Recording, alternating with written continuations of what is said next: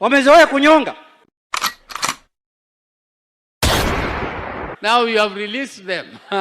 Nyongwa, nyongwa, nyongwa. It is sweet. Wewe, simamisha hii kitu yako dakika moja. We wacha hii kitu. Si goja ilale. Watu walikuwa wanasema nobody can stop Lege. Riggy G has stopped Lege. Amesimamisha, hajasimamisha. Hii ni ingine mwesheshe ustake jua.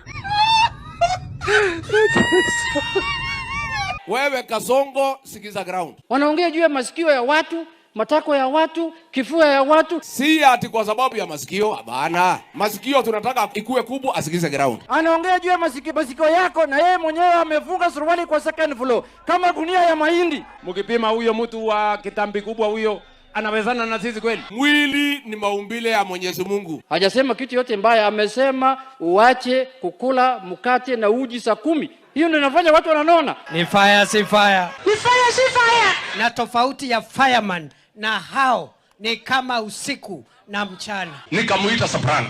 Nikamuuliza soprano. Akaniambia mimi, Wacha kwanza nisaidie rais. Hiyo mkubwa yangu. sasa wewe soprano. Na watu wasiniharakishe.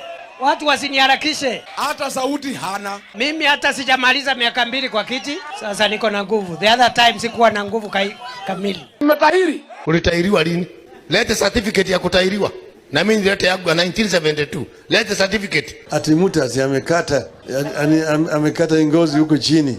Naona yeye ni mtu muhimu sana. Mungu alifanya makosa kuweka hiyo ngozi hapo. Hata kina mama anakwenda nakata kinembe.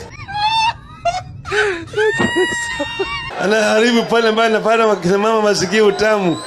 Ati anasema yeye ni mwanaume sana. Sio, ni mpumbavu huyo. Debe tupu haliachi kutika. Pana tukana sisi Kakamega, kuja tu Riggy G hapa jijini Nairobi hapa. Vitisho baridi na makende ndogo tuache. Tumeshika huyu mtu makende, tufinye tusifinye. Woi. Okay. Vumilia. Roho yangu majaribu ni kama moto. Itabidi nyinyi munizoee jameni, mimi niko hapa siondoki na mapema. Bado wanatenga. Bado wanazindua. Mimi sina haraka ya kuondoka. Ati unasimama juu ya gari kusema ati kuna mtu hana bibi. Sasa hiyo inahusu wewe nini? Wewe si uko na bibi yako? Na tutakuanika my friend. Kama mwingine hana, what is your problem? Yule anafunga suruali kwa kifua kwa sababu tumbo imefura. Wewe umetoka juu, unaongea mambo ya ujinga na mambo ya utoto. Hawa nitawamalizia asubuhi na